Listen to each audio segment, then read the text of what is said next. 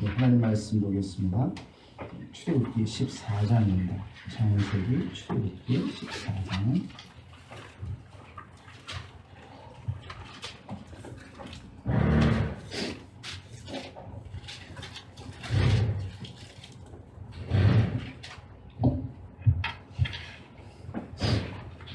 (12절부터) 14절 말씀까지 보겠습니다. 출애굽기 14장 12절에서 14절입니다. 우리가 애굽에서 당신에게 이른 말이 이것이 아니냐. 이르기를 우리를 내버려 두라. 우리가 애굽 사람을 섬길 것이라 하지 아니하더냐. 애굽 사람을 섬기는 것이 광야에서 죽는 것보다 낫겠노라. 모세가 백성에게 이르되 너희는 두려워하지 말고 가만히 서서 여호와께서 오늘 너희를 위하여 행하시는 구원을 보라. 너희가 오늘 온 애굽 사람을 영원히 다시 보지 아니하리라. 여호와께서 너희를 위하여 싸우시리니 너희는 가만히 있을지니라. 아멘. 예, 고백하죠. 나는 성경님이 하나님의 말씀을 읽습니다. 하나님의 마음에 꽂는 것으로 교훈과 책망과 바르게 함과 눈을 교육하기에 유익합니다. 나는 성경 말씀을 통해 하나님의 사람으로 온전해지며 모든 선한 일을 행할 능력을 갖게 되고 있습니다. 오늘 말씀을 들을 때 하나님의 음성을 듣게 하옵소서. 예수님의 이름으로 기도드립니다. 아멘. 네. 지난주 줄 말씀 볼까요? 마태복음 16장 11절. 어찌 내 말하는 것이 땡과란이 아닌 줄 깨닫지 못하느냐. 오직 바리새인과 사두개인들의 유를 주의하라 하시느니. 아멘. 예, 육신의 떡보다 중요한 영생하시는 떡인 예수님을 우리가 깊이 깨달아야 합니다. 예, 출애굽기 14장 13절 오늘 말씀이요. 시작. 모세가 백성에게 이르되 너희는 두려워하지 말고 가만히 서서 여호와께서 오늘 너희를 위하여 하시는 구원을 보라. 너희가 온 애굽 사람을 영원히 다시 보지 아니하리라. 아멘. 예, 오늘 이 말씀을 가지고 복음의 실제와 이 실제에 대해서 같이 이야기해 보려고 합니다. 지난주에 깨달아야 합니다 라는 말씀을 드리면서 먹고 마시는 것, 떡이 중요한 게 아니다. 강하게 말씀을 드렸더니 혹시나 오해하시는 분이 계시지 않나 싶어요. 예, 예수님께서 오병이어를 베푸시는 것은 그들을 배불리 먹이시는 것이 목적이 아니고 생명의 양식이신 떡이신 예수님을 증거하기 위함이라고 하는 거죠. 우리가 사랑의 빵을 가지고 나눠주는 것도 그들을 배불리 먹이려고 주는 게 아니라 생명의 떡이신 예수님을 전하려고 주는 것이죠. 예, 주일날 우리가 같이 예식을 하고 애찬을 나눕니다. 일부러 애찬이라는 말을 붙인 이유도 사랑하는 마음으로 같이 나누는 거예요. 그래서 반찬을 해오고 또 봉사하시는 분들이 계셔요. 근데 제가 말씀드렸더니 그게 하나도 중요하지 않은 것처럼 혹시 여겨지는 것으로 오해할까 봐 말씀을 드려요. 그게 중요하지 않은 건 아니죠. 서로 사랑하고 반찬 해오는 것도 사랑하기 때문에 해오고 주님 섬기는 마음으로 해오는 것이니까 귀한 것이죠. 근데 그것과 예수님의 생명의 떡이신 것과 비교해 볼 때는 그것과 비교해 볼 때 예수님이 생명의 양식이라는 것과 비교해 볼 때 그렇다는 것이지 그게 귀하지 않다는 거 아닙니다. 봉사하는 거 귀한 거죠. 예, 반찬 해오는 거 귀한 거죠. 그걸 받을 때 우리가 사랑하는 마음으로 받아야 하는 게 중요한 거예요. 목사님이시니까 수고하시는 거지. 장로님이니까 봉사하는 거지. 이렇게 생각하고 그냥 막연하게 남의 일인 것처럼 생각한다면 그것은 감사로 받는 게 아닌 거예요. 정말 사랑으로 그걸 받을 수 있어야 됩니다. 믿습니까? 예. 자, 오늘은 복음의 실제와 실제인데 복음에 대해서 우리가 많은 오해를 하고 있고 또 복음에 대한 잘못된 시각들을 갖는 경우가 있습니다. 이런 거죠. 별 볼 일 없는 복음. 복음이 별 볼 일 없게 여겨지는 거예요. 왜 그러냐면 예수님의 십자가의 사건이 실제 사건임에도 불구하고 그것이 내 삶 가운데 아무런 영향을 끼치지 못해요. 예수님의 십자가의 복음을 내가 알고 있어요. 근데 그 복음대로 내가 살지 않아요.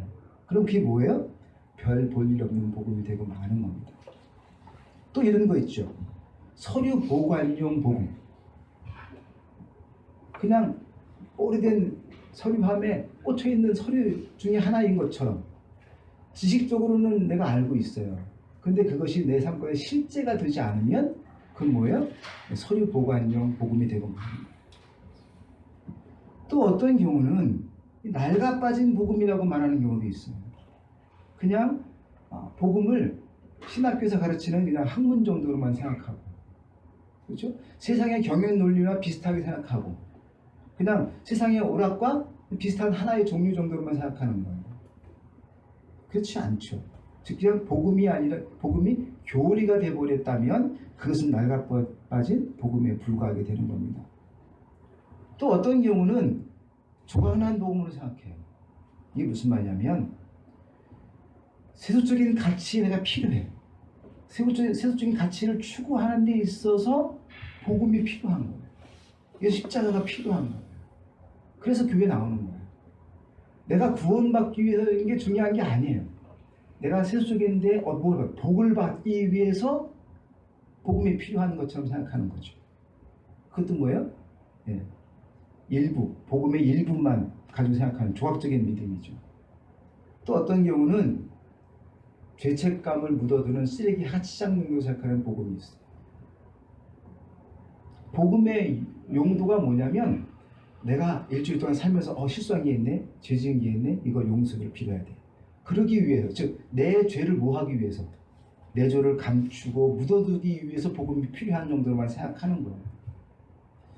이렇게 우리는 복음에 대해서 좀 잘못된 그런 생각들을 많이 갖는 경우가 있습니다. 여러분, 주님께서는 우리가 행복하기를 원하셔요. 우리가 정말 복된 자로, 그렇죠? 기쁨이 충만한 자로 살기를 원하십니다. 그래서 기뻐하라 이렇게 말씀하시는 거예요. 왜냐하면 예수님이 십자가의 죽으심으로 말미암아 우리의 모든 죄가 다 해결되었어요. 예수님의 십자가를 믿음으로 말미암아 우리 영생을 얻어요. 그러니 뭐하라? 너희는 기뻐하는 삶을 살라라고 주님이 우리에게 베풀어 주신 겁니다. 놀라운 복음이죠. 그렇죠? 이 기쁜 소식을 우리가 알고 있어요. 그런데도 이 기쁜 소식을 잘못 오해하게 되면 우리는 그 기쁨을 누리지 못하게 되고 신앙생활을 해도 불행한 삶을 살게 된다고 하는 것입니다. 이 땅에는요, 불행한 사람이 두 종류가 있어요. 첫 번째는 불신자들이 참 불행합니다. 하나님을 알지 못하니까 불행한 거예요. 복음에 대해 들어보지 못했으니까 불행하죠. 복음이 있다는 것조차 듣지 못한 사람들, 그런 사람들도 여전히 잘 살고 있어요. 시집가고 장가가고 또 일을 하며 자기 나름대로 행복을 찾아 헤맵니다. 그렇죠? 자식도 낳고 직장도 갖고 꿈도 막 이상도 추구하고 합니다. 그런데 이상하게 그 사람 때문에 괴로워. 근데 이상하게 그 문제 때문에 힘들어. 이상하게 그 일 때문에 전혀 행복하지가 않아. 그러니까 하나님이 없는 상황에서 행복을 추구해 보지만 진정한 행복을 알지 못하고 살아가는 거죠. 인생은요, 쏜 화살처럼 한번 지나가면 다시 돌아오지 않습니다. 모든 사람 앞에 놓인 확정된 스케줄은 뭐예요? 죽음이라고 하는 거죠. 우리는 죽음을 향해 달려가고 있어요. 나이가 들면 들수록 그 속도가 더 점점 빨라지고 있죠. 죽음이 명확한 사실이고 또 단 한 번뿐인 인생인데 내가 누구인지 몰라요. 내가 왜 이 땅에 이렇게 왔는지 그것도 몰라요. 그리고 어디로 갈지도 몰라요. 그리고 산다고 하는 게 뭐예요? 굉장히 불행한 거죠. 정처 없는 생을 사는 거예요. 끝도 없는, 모르고 사는 거예요. 인생의 해답이 복음인 줄 모르니까 그 인생 자체가 방황이고 불행인 겁니다. 불신자가 불행하죠. 두 번째, 신자 중에도 불행한 사람이 있어요. 그리스도인이에요. 그런데 불행한 사람으로 살아요. 복음을 들었어요. 근데 그 복음을 지식적으로만 알고 있어요. 그죠? 내가 지식적으로 동의하면 구원을 얻는구나. 이 정도만 알고 있어요. 그래서 그 지식에 대하여 그냥 안전빵으로, 안전한 보험 하나 들어놓는 것처럼 그쵸? 지식적으로 동의를 해라. 서명만 해놓는 거야. 그쵸? 그리고 뭐예요? 그것과는 전혀 상관없는 삶을 사는 거야. 지난주에 천연진주를 발견한 업에 대한 얘기를 했죠? 근데 그게 진짜 세상에서 가장 큰 천연진주는 몰라. 모르고 그냥 부적 정도로만 해갖고 침대 속에 집어넣고 있어.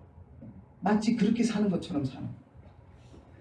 복음이신 예수님이 내게 가장 귀중한 존재이고 세상에 그 어디도 없는 하나밖에 없는 영생의 복음인데 그거를 알지 못하는 거예요.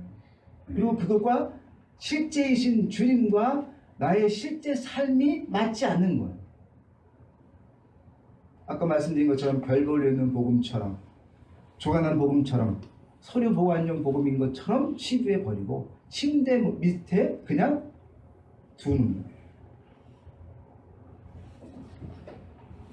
여러분, 예수님이 영생하는 생명의 떡이신 것을 분명히 깨달아 알아야 됩니다. 아멘. 시편 49편 20절 말씀에 이렇게 말씀합니다. 존귀하나 깨닫지 못하는 사람은 멸망하는 짐승 같도다. 깨달아야 돼. 아멘. 하나님이 실제 하시고 예수님의 십자가가 실제 사건이고 그것은 뭐예요? 확실하게 깨달아 알아야 돼.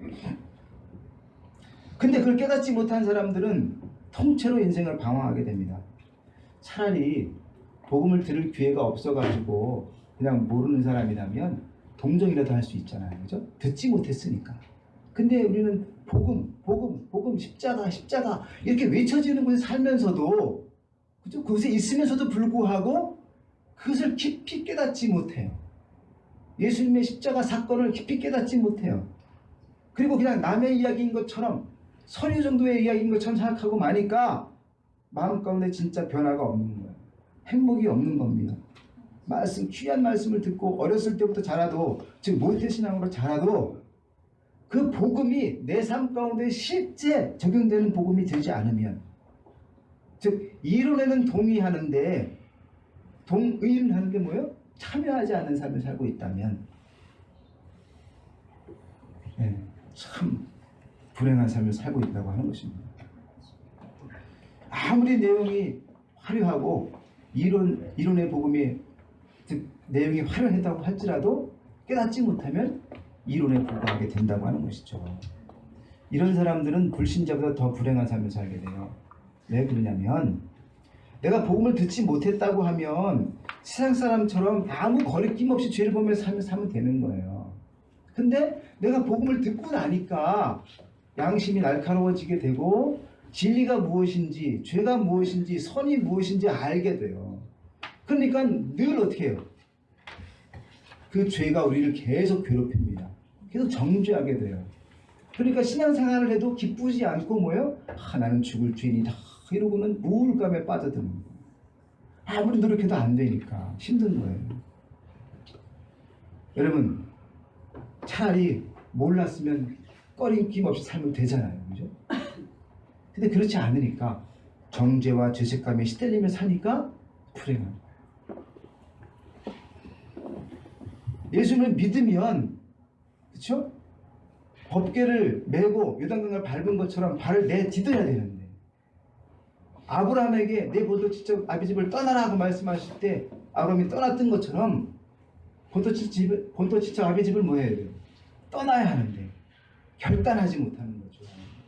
그리고 뭐예요? 그냥 지식적으로만 확인하고 머무는 거예요. 여러분 복음의 실제와 실제 사이에서 방황하지 말아야 됩니다. 결단을 해야 돼요. 실제 한다고 하는 것은 실제라고 실제로 존재하는 것을 말하고 실제는 진짜를 말하는 거예요. 복음을 듣고 아는데도 이들이 불행한 사람이 된 이유는 뭐냐면 그것이 실제가 되지 않기 때문에 그런 거예요. 여러분 복음이 여러분 삶 가운데 실제로 존재합니까? 아멘. 예수의 십자가 사건이 실제 사건이잖아요. 그죠? 진리가 실제하고 있잖아요. 그죠? 근데 그 진리이신 십자가의 사건이 우리 삶 가운데 실제로 지금 적용되고 녹아지고 있냐는 거예요. 복음은 이론이 아니에요. 신학의 한 조류가 아닙니다. 사실 세상 사람들은 점점 관념적인 것에만 치우치고 있어요. 요즘에 뭐 개인주의화를 넘어서서 다원주의가 대두되고 있고 뿐만 아니라 포스트 모더니즘 시대라고 합니다. 그럼 우리 옛날 같으면 성냥갑처럼 아파트를 지었잖아요, 그죠? 근데 지금은 그렇지 않죠. 점점점 다르게 지고 있죠, 그죠? 좀 개성 있게 지으려고 하지 않습니까? 이게 뭐냐면 모더니즘은 성냥갑 같은 것이고 포스트 모더니즘은 그 성냥갑을 벗어나는 거예요. 건축 양식도 그렇게 벗어나고 있어요. 그러다 보니까 개인의 삶도 규격화된 전체주의적인 어떤 삶이 아니라 나만의 개인적인 행복, 나의 생각, 자기의 주장, 이것들이 정말 강해지고 있는 시대에 살고 있습니다. 그러다 보니까 전체주의가 아니라 뭐 상대주의. 그러니까 너하고 나는 달라.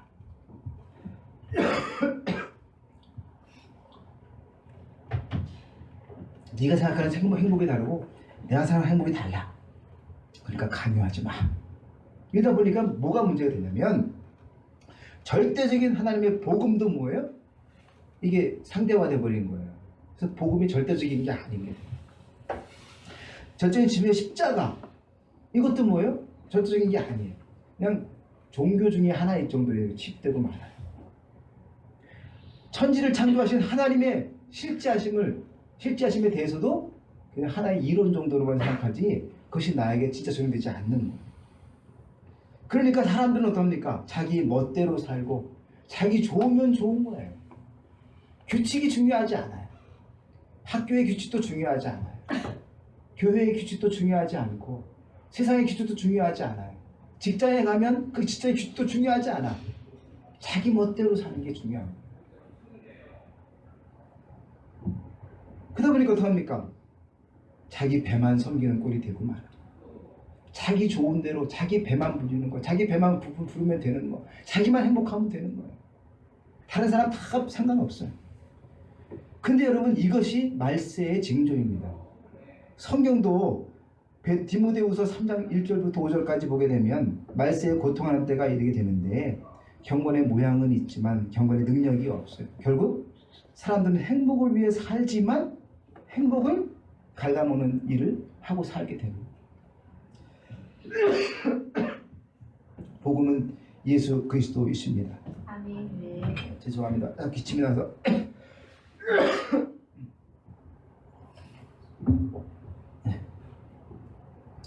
그분은 살아계신 인격이에요. 따로 실제와 구분할 수 없어요. 하나님을 떠난 인간의 회가 이론 따로 실제 따로이기 때문에 그런 거예요. 여러분 이론과 실제가 다른 게 뭐예요? 이게 외식이라고 하는 거죠. 이 외식을 누가 했습니까? 예수님 말씀대로 사두개인과 바리새인들. 그들은 지나치게 철저하게 종교적이었어요. 율법을 철저하게 지키는 사람들이었어요.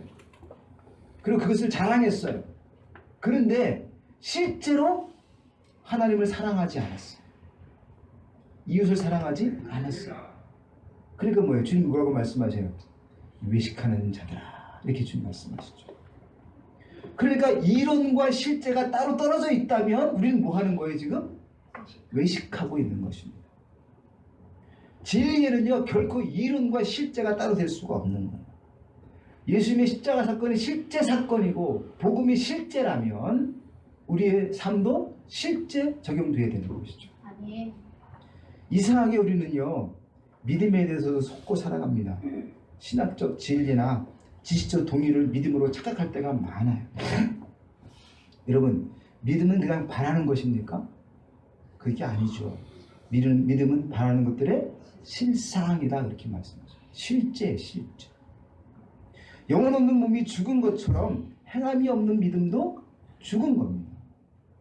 내가 믿었다면 그 믿는 바가 내 삶을 이끌어가게 돼 있어요. 믿기는 믿는데 동의는 하는데 지식적인 동의를 믿음이라고 말하지 마세요. 믿음은 우리 삶에 실제 적용되는 겁니다. 아멘. 우리가 아는 대로 복음의 사실이 우리 안에서 실제로 움직여가고 우리의 삶이 점점 바뀌어가게 돼 있는 거예요. 삶이 안 바뀌어요. 이상하게 사람 변하지 않는 것 같아. 이런 사람 말하는 사람 많아요. 왜 안 바뀔까요? 교회 와도 왜 안 바뀔까요? 왜 교회 왔는데 여전히 자기 아집대로 살까요? 자기 상태로 살까요? 복음이 자기의 실제로 되지 않았기 때문에 그런 거예요. 여러분, 이론과 실제는 전혀 분리되어 있는데 그것을 고민하지 않으면 안 돼요. 고민해야 됩니다. 자기 편리한 대로 나는 지식적으로 동의하고 있으니까 분명히 난 구원 받을 거야 하고는 그냥 안위하면 안 됩니다. 내가 정말 믿는다면, 그렇다면 내 삶 가운데 적용이 된다고 하는 것이죠. 예배당 안에서는 삶이 다르고 예배당 밖에서는 또 달라요. 예배당 안에서는 내가 복음으로 살고 있는 것 같아요. 근데 실제 밖에 나가면 실제 세속적 가치를 가지고 살아요. 그렇죠? 이상한 구조죠. 이렇게 이중적으로 살면 얼마나 힘들겠습니까? 그렇지 않아요? 만약 내가 믿는다는 교리가 실제 내 삶을 움직이거나 나에게 영향을 끼칠 수 없다면 정말 미안한 말이지만 교리와 나는 아무 상관이 없게 되는 것이고, 있기는 있지만 종이 조각에 불과한 부도수표 같은 이론만의 믿음이 되고 마는 겁니다. 내가 수표를 들고 있긴 있어요. 근데 이게 뭐예요? 부도수표인 걸 모르는 거예요. 주님 말씀하시죠. 내가 너를 도무지 알지 못한다. 너와 내가 무슨 상관이 있느냐. 선지자 노릇을 하고 병자를 고쳤어요. 주의 이름으로. 근데 주님 말씀하셔요. 내가 너희를 도무지 모른다. 그러면 그랬을 때 알찔해지지 않겠어요? 네? 목회자라는 이름을 가지고 병자도 고치고 말씀도 전하고 다 했어. 근데 주님이 내가 너를 모른다 그러면 이거 얼마나 황당한 거예요. 그렇죠? 근데 여러분, 그럴 때 그 주님 앞에서, 마지막 그 주님 앞에서 우리를 변론해 주는 게 뭘까요? 부도수표일까요? 아니죠. 우리를 변론하는 게 있어요. 뭐예요? 오직 삶의 증거. 내가 이렇게 변화되는 삶을 살았어. 내가 주님 알기 전에는 이렇게 살았었는데, 내가 주님 믿고 나서는 이렇게 살았어. 이 증거가 우리를 변론해 줄 거란 말이에요. 한번 출애굽을 한번 생각해 보세요. 오늘 말씀이죠. 하나님께서는 10가지의 재앙을 통해서 이스라엘 백성들이 애굽에서부터 탈출할 수 있도록 해주셨죠. 이 10가지 재앙이 애굽 백성들에게 임해서 개구리가 막 밥상에 뛰어오르고, 그죠? 애굽 나일강이 피로 변하고, 이와 독종들이, 어둠이, 그죠? 장자의 죽음까지, 이런 것들을 통해서 애굽 사람들은 하나님의 실제를 믿었어요. 너무너무 두려워지고. 그래서 어떡합니까? 안 되겠다. 이스라엘 백성들을 더 이상 종살이로 부르겠다면 우리 큰 다 멸망하겠구나. 내어보내자. 어떻게 내어보내요? 귀걸이 다 반지 빼가지고 보화까지 줘가면 나가라. 해서 뭐예요? 그래서 나왔어요. 종살이를 430년 동안 하다가 이제 자유인으로 재물까지 다 취해가지고 뭐예요? 나온 거예요. 그래서 광야길로 가는 겁니다. 얼마나 행복해요. 이제 더 이상 뭐예요? 종살이 하지 않아도 됩니다. 행복한 자연으로 살면 되는 거예요. 그런데 그렇게 놀라운 구원을 누고 났는데 앞에는 홍해 바다를 딱 만나게 되고 뒤에 누가 쫓아와요? 애국 군대가 탁 쫓아오는 거예요. 그러니까 그 순간에 두려움이 탁 가득 차게 되죠. 오늘 우리 말씀 보면은 10절 말씀에도 있지 않습니까? 네, 우리 읽지 않은 10절 11절 말씀 보면 이스라엘 자손이 심히 두려워하여 여호와께 부르짖고, 또 모세에게 이르되 애굽의 매장지가 없어서 다 우리를 이끌어내어 이 광야에서 죽게 하느냐. 어째요 당신 우리를 애굽에서 이끌어내어 우리에게 이같이 우리를 왜 죽음의 자리로 끌고 왔느냐. 그러면서 막 두려워하고 걱정하고 근심하고 모세를 원망합니다. 내가 애굽에 있을 때 그러지 않았느냐. 응? 우리를 왜 내버려 두지 않았느냐. 그냥 종살이면 사는 게 낫지. 여기서 이렇게 떼죽음을 당하는 게 낫지 않다. 그냥 종살이 하더라도 사는 게 낫다. 하면서 원망하는 거죠. 자, 이제 10가지의 재앙도 다 잊어버렸어요. 그렇죠? 장자의 죽음까지도 다 잊어버렸어요. 하나님께서 권능으로 그들은 그냥 가만히 있기만 하면 됐죠. 그죠? 뭐만 하면 됐어요? 하나님이 하실 것을 믿기만 하고 있으면 되는 거였어요. 그리고는 하나님이 다 하셔가지고 여기까지 왔어요. 근데 지금 당장 홍해바다가 있고 애국군대가 쫓아오니까 다 잊어버렸어요. 모든 사건들을 다 잊어버리고 하나님의 능력과 은혜는 온데간데 없고 우리 마음 가운데 두려움만 가득하게 됐다고 하는 것이죠. 그래서 뭐예요? 원망하게 됩니다. 여러분 두려워하지 마시기 바랍니다. 발을 내딛는 거 두려워하지 말아야 돼요. 본토 친척 아비 집을 떠나는 거 두려워하지 말아야 돼요. 결단해야 돼요. 두려움이라고 하는 것은 노예 근성에 근거하는 겁니다. 야곱이 온 가족과 함께 애굽 땅에 내려가서 살게 됐을 때 430년이 지나게 된 거죠. 근데 430년 시간이 지나다 보니까 야곱부터 시작해서 모든 사람이 어떻게 해요? 요셉도 다 뭐예요? 다 죽은 거예요. 그리고는 다음 세대가 태어난 거예요. 계속해서 430년이라는 기간 동안. 그러다 보니까 아브라함 이야기를 전해 듣고 이삭의 이야기를 전해 듣고 야곱의 이야기를 전해 들었고 요셉의 이야기를 전해 들어도 이게 다 뭐예요? 400년 전 이야기야. 그렇죠? 그러니까 너무너무 멀게 느껴지는 이야기지 그것이 내 삶 가운데 실제 적용되는 말씀이 아닌 거예요. 그냥 옛날 이야기일 뿐인 거예요. 십자가가 옛날 이야기인 것 뿐으로 여겨지는 것처럼 아브라함, 이삭, 야곱, 요셉 이야기가 뭐예요? 그냥 옛날 이야기인 거예요. 그것이 내 삶 가운데 아무 영향을 끼치지 못해요. 지금 나는 뭐로 살고 있어요? 종으로 살고 있는 거예요. 그러다 보니까 그 노예 근성이 뿌리 깊이 박혀 있는 거예요. 여러분 종을 부릴 때 이 두 가지가 있어야 돼요. 하나는 위협입니다. 두려움을 주는 거. 또 하나는 당근을 줘야 돼요. 너 내 말 듣지 않으면 너 벌 받아. 고문하고 때리고 죽일 거야. 두려움이 있어야 돼요. 근데 내 말 잘 들으면 너 살게 해줄 거야. 집도 줄 거야. 그리고 결혼도 해서 자녀도 낳게 해줄 거야. 내 말 잘 들어. 그러니까 말 안 들으면 죽음인데 말 잘 들으면 뭐예요? 살게 하는 거예요. 그죠? 이렇게 사는 것도 뭐예요? 죽는 것보다 낫죠. 그죠? 그러니까 노예 근성으로 사는 거예요.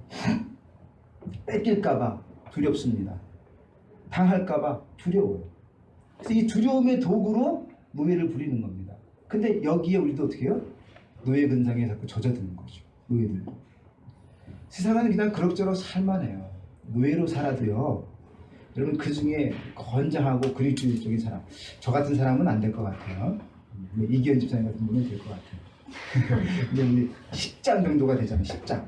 그렇죠? 10장 정도가 되면요 힘이 생깁니다.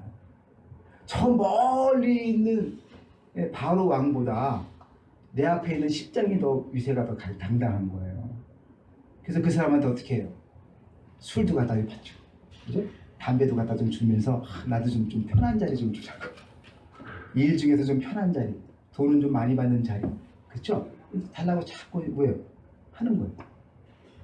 그러니까 이 노가다판에는 이런 말이 돼요. 노가다 10장 권세 이런 말이 있다는 거예요. 전 잘 몰라요. 안 해봤으니까. 그렇죠? 일제강점기에 친일파 비슷하겠죠. 그렇죠? 네, 친일 쪽에 붙어있으면 부귀영화를 누리는 거죠. 그러나 독립군 투사로 헌신하게 되면 의병이 되면 쫓기고 도망다니고 죽고 이런 삶을 사는 거죠. 그렇죠? 이 애굽이 오늘날 세상을 예표하는 것으로 본다면 똑같은 원리가 적용됩니다. 세상에서 죄의 노예로 태어나서 죄의 종으로 살아갑니다. 근데 우리는 다 죄에 쪄 있어요. 조금 덜 착한 죄인이 있겠죠. 그렇죠? 조금 더 깨끗한 죄인이 있고, 그렇죠? 좀 더 악한 죄인이 있겠죠. 좀 촌스러운 죄인이 있고, 좀 세련된 죄인이 있겠죠. 그렇죠? 유전, 무죄. 무전, 유죄. 돈 있는 사람은 죄를 지어도 세련되게 나와요. 그렇죠? 돈 없는 사람은 조금만 죄를 지어도 감옥 가서 고생해요. 그러니까 좀 촌스러운 죄인도 있고 세련된 죄인도 있는 거예요. 근데 그런 알량한 의지 가지고 자신의 조그만 의의를 가지고 의기양양하게 나는 저 흉악한 죄인하고는 달라. 이렇게 살아도 뭐예요? 나는 뭐예요? 여전히 죄인이죠. 그러니까 내 눈에 들보가 잔뜩 있으면서도 불구하고 남의 눈에 티를 보면서 정죄하고 산단 말이에요. 이게 뭐예요? 죄의 노예로 살다가 죽는 겁니다. 어떤 사람은 그렇게 살아도 성공한 사람이 있어요. 사단의 종로를 타고 의기양양한 권세를 부리고 사는 사람들도 있습니다. 영혼을 사모하지도 않아요. 세상이 주는 짜릿하고 달콤한 그런 맛이 있기 때문에 미래를 상할 필요가 없어요. 그렇죠? 끈적끈적한 유혹이 다가옵니다. 또 우리의 눈을 채우고 남는 수많은 즐거움들이 많이 있어요. 볼거리가 너무 많아요. 그러다 보니까 세상을 즐기느라고, 그렇죠? 하나님 나라를 생각하지 않는 거죠. 여전히 죄 가운데 살아요. 그리고 착한 척 위장하고 또 죄를 살짝 감추면서 그냥 살아갑니다. 이렇게 살기도 세상 괜찮아요. 돈만 있으면 좀 괜찮은 것 같아요. 그렇죠? 육신의 정욕과 안목의 정욕과 이생의 자랑으로 그래서 이 세상을 살면서 하루살이처럼 살면 그것도 괜찮은 삶 같아요. 그렇지 않습니까? 실만하잖아요. 만일 하나님도 안 계시고 또 심판도 없고 영생도 없다면 그럼 그렇게 살아도 됩니다. 그렇잖아요? 그런데 하나님이 실제 계셔요. 심판이 시퍼렇게 우리 앞에 있어요. 그렇죠? 영원한 생명과 멸망이 우리 앞에 있단 말이에요. 이게 실제 사건이래요. 실제적인 거란 말이에요. 이것이 우리 앞에 있기 때문에 마냥 세상 사람들처럼 살 수 없단 말이에요. 하나님께서 언약대로 이스라엘을 보내주셨는데 그들은 홍해 앞에서 원망합니다. 뿐만이 아니에요. 홍해 바다를 건너가서도 뭐예요? 물이 없다고 원망해. 먹을 것이 없다고 원망해. 고기가 없다고 원망해. 계속해서 원망하는 거예요. 왜 그런 거예요? 애굽에서 나와도 노예 근성 가지고 있고 홍해 바다 건너도 노예 근성을 가지고 있고 광야 생활 할 때도 뭐예요? 노예 근성을 가지고 있어. 그러다 보니까 끊임없이 원망하는 거예요. 40일 정탐하고 와서도 뭐예요? 여전히 노예 근성을 가지고 있다 보니까 가지 못하는 거예요. 들어가지 못하는 거예요. 그래서 하나님 어떻게 하십니까?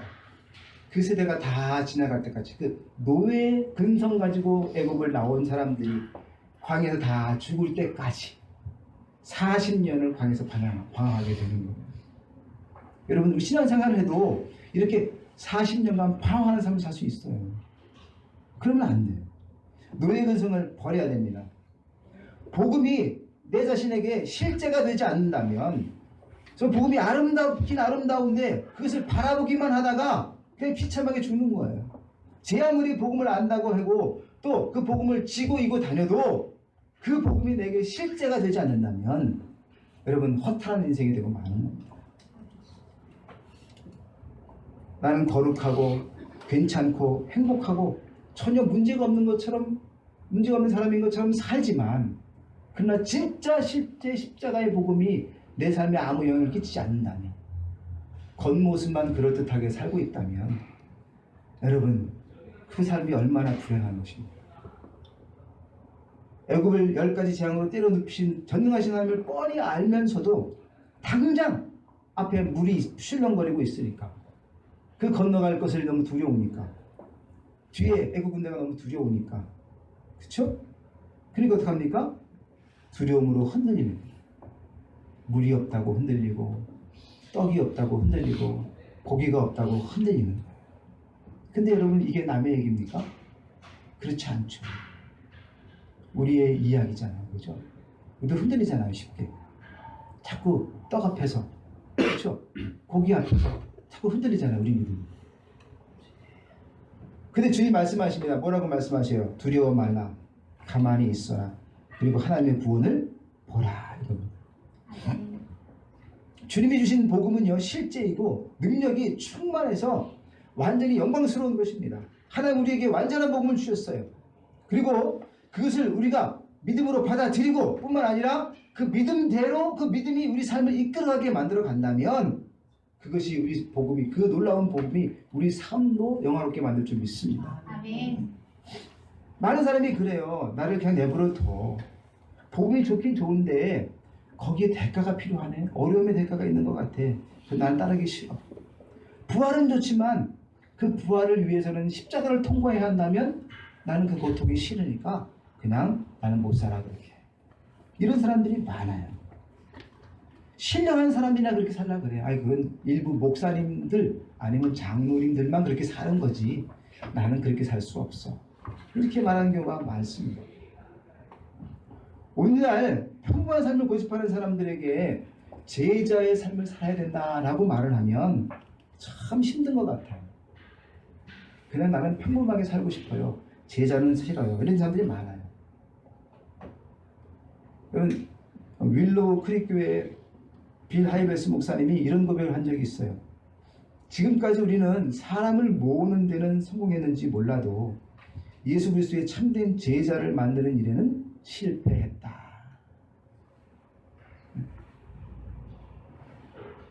우리가 떡 앞에서 다투고 싸우고 흔들린다는 거예요. 고기 앞에서 다투고 싸우고 이견차가 나서 서로 막 갈등하고 그냥 그것 때문에 막 이런다면 그건 뭐예요? 우리가 제자야 아니에요. 우린 교회에 모여 있지만 제자가 아닌 거죠. 사람은요 필요에 따라 움직입니다. 필요를 채워주면 충족하면 다 많은 사람들이 모여요. 교회가 작으니까 성도들의 많은 필요를 채워주지 못할 때가 있죠. 또 주일학교 학생회에 필요를 많이 채워주지 못할 때가 있죠. 그렇죠? 근데 조금만 더 큰 교회가 봐요. 그러면 학생회 전담, 주일학교 전담, 유치부 전담, 유아부 전담까지 다 있어요. 그죠? 그러니까 필요를 많이 채워주잖아요. 그러니까 사람들은 필요를 채워주면 거기 많이 갈 거예요. 그렇죠? 근데 사람 모으고 돈 때문에 사람이 모이고 건물도 지으면서 많이 모이고 다 세상적인 방법이죠. 그런데 그 모든 과정을 통해서 누구를 만들어야 되냐면 주님의 참된 제자를 만들어야 되는데 빌 하이베스 목사님도 뭐예요? 사람은 내가 많이 모았는데 뭘 못 만들었다? 제자를 만들지 못했다. 이렇게 고백하는 거예요. 왜냐하면 노예근성적으로 살아가면서 죄의 종로를 타는 삶이 너무나 좋기 때문에 거기 머물러 있는 거예요. 적은 교회다 두는 거예요. 근데 내 삶은 세상에 있는 거예요. 여러분, 이런 삶을 살고 있는 우리의 모습 가운데 이게 어떻게 변화될 수 있을까? 오직 하나님밖에 없죠. 아멘. 그러나 주님은 분명히 우리를 변화시킬 수 있을 줄 믿습니다. 아멘. 복음의 능력이 반드시 우리 삶 가운데 들어오게 되면 그것이 내게 실제가 된다고 하면 분명히 우리는 변하게 되어 있는 거예요. 주님을 따르면서 믿고 따르는 삶을 살아야 돼요. 주님이 하신 말씀이 있어요. 그렇다면 그 말씀을 내가 믿어요. 근데 믿는, 동의하는 데서 멈추면 되지 않아요. 동의하고 어떻게 해야 돼요? 그 말씀 가운데 말씀을 따라 사는 삶을 살아야 되는 거예요. 근데 여러분, 그런 삶을 오늘 결단하시기를 바라요. 아멘. 이전까지 여전히 그냥 서류함에 있었던 복음이라면 그것이 내 삶을 끄집어내가지고 내 삶에 적용하는 삶을 살기를 정말 바랍니다. 아멘. 내일로 미루면 안 돼요. 결판해야 돼요. 두려워요? 믿는 대로 살기가? 말씀 따라 살기가 두려워요? 두렵죠. 사실 걱정이 되죠. 그러나 여러분, 그 두려움을 떨쳐내고 주님 말씀을 붙잡으시기 바랍니다. 아멘. 왜요? 예수 십자가의 복음이 실제 사건이기 때문에, 진리이기 때문에, 실제 존재하는 것이기 때문에 그걸 따라가야 됩니다. 10가지 재앙으로 애굽을 이기신 하나님의 능력도 이스라엘 백성들에게 실제가 되지 못했고요. 출애굽이라고 하는 역사의 사건도 그들에게 실제가 되지 못했어요. 그래서 그들은 광야 40년을 방황하게 되는 겁니다. 네. 저도 그런 갈등의 시기들을 많이 겪었죠. 정말 하나님이 정말 계신 건가, 내가 정말 구원받은 건가 막 고민할 때가 얼마나 많은지 몰라요. 이제 고3이 되고 나니까 발에 불이 떨어졌죠. 그죠? 이제 공부를 해야 되잖아요. 그러니까 하나님을 붙잡게 되더라고요. 하나님 나를 도와주세요. 내 지혜를 주세요. 막 기도하게 되는 거예요. 그래가지고 어떡합니까? 공부할 때 하나님 말씀 먼저 읽는 거예요.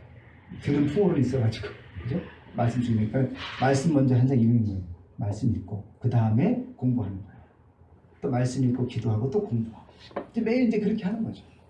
근데 그렇게 말씀을 읽다가 여지까지 의심했던 그냥 하나님이 멀리만 계신 것 같이 여겨지고 하나님이 안 계시고 내가 정말 실제 구원받은 건가? 이런 갈등들이 막 있는 그런 상황 가운데서 갑작스럽게 혼자 밤중에 말씀 보고 그래도 기도하고 있는데 갑자기 온몸이 막 긴장이 돼요. 머리카락이 막 쭈뼛쭈뼛 쓰고 막 전율이고 전율. 근데 실제 뭐 지붕이 열렸다는 건 아니에요. 근데 마치 지붕이 탁 열린 것 같아요. 근데 거기에 커다란 눈이 나를 쳐다보고 있어. 나는 혼자 있었어요. 내 방에 나 혼자 있었어. 그리고 집도 따로 있었어. 우리 아버지하고 집도 따로 있었어요. 나 혼자만 있었어요. 난 혼자 있는 줄 알았어. 근데 그게 아니라 하나님이 나를 어떻게 하죠? 하나님이 나를 지금 지켜보고 계시는구나. 이 사실이 실제로 마음에 다가요. 그러니까 어떻게 할 수가 없어요. 몸이 불안해가지고 어떻게 할 수가 없나. 너무너무 불안하고 막 나의 모든 것을 주님이 감찰하고 계시니까. 그래가지고는 그때 우리 반석교회가 지하에 있었거든요. 비만 오면 막 물 나고 막 그래가지고 막 퍼날르고 막 지하에 교회가. 거기를 갔어. 가서 무릎을 탁 꿇는데 눈물이 막 쏟아지고 내 인생이 파노라마처럼 지나가요. 어렸을 때부터 어떤 기억들이 쫙 지나가면서 내가 이런 죄를 지었구나. 내가 이렇게 하면서 막 통이 나복하는 거야. 자기도 모르게 그냥 통이 나복하는 거야. 그렇게 1시간 지났을까 2시간 지났을까 시간을 알 수 없어요. 그러고 나서 딱 문을 열고 나와서 하늘을 보는데 하늘의 별이 그렇게 아름다울 수가 없어. 내가 진짜 거듭났구나. 확실하게 알게 됩니다. 하나님이 실제 존재하고 계신 걸 내가 체험하게 됩니다. 그러고 나니까 제 인생 방향이 바뀐 거예요. 저는 건축가가 되려고 꿈을 꿨는데 그게 아니고 뭐예요? 목회자가 된 거예요. 삶의 방향이 바뀐 거예요. 복음이 실제 사건이라면 내 삶이 어떻게 돼요? 방향이 바뀌게 돼 있는 거예요. 그렇죠? 여러분, 우리는 지금 출렁이는 홍해바다 앞에 서 있는 거예요. 다시 예고로 돌아갈까? 어차피 너무 거창하고 위대한 그 복음 속으로 들어갈 자신이 없어. 목사님이시니까 그래 들어간 거지. 장로님이시니까 간 거지. 선교사님이니까 간 거지. 내 삶, 나는 목회자도 아니고 선교사도 아니고 나는 장로도 아니고 이러면서 뭐예요? 그냥 나는 평범하게 살고 싶어. 그렇게 생각할 수 있습니다. 그래서 뭐예요? 슬그머니 타협하는 거죠. 슬그머니 교회 왔을 때는 성도로, 세상 나갔을 때는 세상의 원리대로 그냥 타협하고 살고 싶어. 이렇게 우리 마음간에 그런 마음이 생길 때 있는 거죠. 그래 여러분, 그러한 사람들에게 주님이 호령하십니다. 사랑하는 아들아, 사랑하는 딸아, 두려워하지 말아라. 아멘. 결코 두려워하지 말아라. 너는 가만히 서 있어라. 내가 뭘 하려고 하지 말아라. 피하지 말아라. 기웃거리지 말아라. 오직 너의 눈을 들어서 너를 부르신 나를 봐라. 나는 너의 전부다. 내가 너를 사랑한다. 내가 너를 책임진다. 하는 그 음성을 듣는 거예요. 아멘. 여러분, 그 말씀하신 주님은요 2000년 전에 갈보리 언덕에서 당신의 아들을 내어주신 분이십니다. 아멘. 하나밖에 없는 독생자 예수를 아낌없이 내어주신 그 하나님 아버지께서 무엇을 아까워하시겠습니까? 내가 너를 구속한다. 두려워하지 말라. 주님 말씀하시는 거예요. 좋으신 주님께서는요 두려워 떠는 우리를 홍해로 밀어 넣으시는 분이 아니에요. 우리를 억지로 끌고 와서 외로운 선교지에 탁 앉혀놓고는 너희 선교에 이렇게 말씀하시는 분이 아니에요. 여러분, 그냥 오지에다가 힘든 데다가 자식을 탁 처박아 놓고 있는 아버지가 있어요, 없어요? 아니, 그런 아버지는 아니에요. 그렇죠? 주님을 사랑하니까, 너무너무 사랑하니까 뛰쳐나가는 거죠. 주님의 은혜가 너무나 크니까 그 오직까지 가는 거죠. 그죠? 한 생명을 위해서 가는 거죠. 왜? 하나님 나를 구원해주셔서 너무나 감사해가지고 내가 한 사람이라도 내 구원하고 싶어 해서 뭐요? 끝까지 가는 거지. 하나님이 억지로 야 너 일로 와. 너 여기 있어. 너 여기 수원 정자동 여기 너 여기 있어. 하나님이 억지로 나를 여기다 끌어놓는 거예요? 아니란 말이에요. 하나님을 사랑하니까 어찌하든지 간에 복음을 전하기 원하고 어찌하든지 생명을 살리기 원하니까 한 생명이 천하보다 귀하니까 여기까지 와 있는 거죠. 그래서 어떻게 해요? 여기서 목회하고 기도하고 또 빵도 굽고 전도하고 하는 거죠. 하나님이 나를 사랑하시니까 내가 하는 거지. 억지로 나를 끌어오는 게 아니란 말이에요. 주님 앞에 우리 주님의 사랑을 받는 자로 여러분 서시기를 바랍니다. 아멘. 예, 복음으로 주님을 만나야 돼요. 전심으로 달려오시는 주님, 전심으로 나를 사랑하시는 주님, 10가지 제안을 베풀어 주실 정도로 전심으로 이스라엘 백성을 사랑하셨을 주님은요. 장자의 죽음도 피하게 하시면서 그죠? 사랑하셨어요. 그 사랑, 생명의 하나님, 그 주님을 만나야 됩니다. 예. 우리에게는요, 주님이 필요합니다. 그렇죠? 부르다가 죽을 그 이름, 바로 주님이셔요. 영원히 주님의 이름만 불러도 다음이 없어요. 그렇죠? 예, 그 주님을 우리가 만나야 돼요. 그리고 그 주님을 만났다면, 그렇다면 이론과 실제가 따로 될 수 없는 거예요. 하나가 되는 거죠. 우리의 삶이 여러분 요단강 앞에서 두려워 떨고 서 있는 것만이 아니라 발을 내딛기를 바랍니다. 아멘. 복음으로 발을 내딛기를 바랍니다. 아멘. 본토 아비 집을 떠나라. 두렵죠. 그러나 뭐요?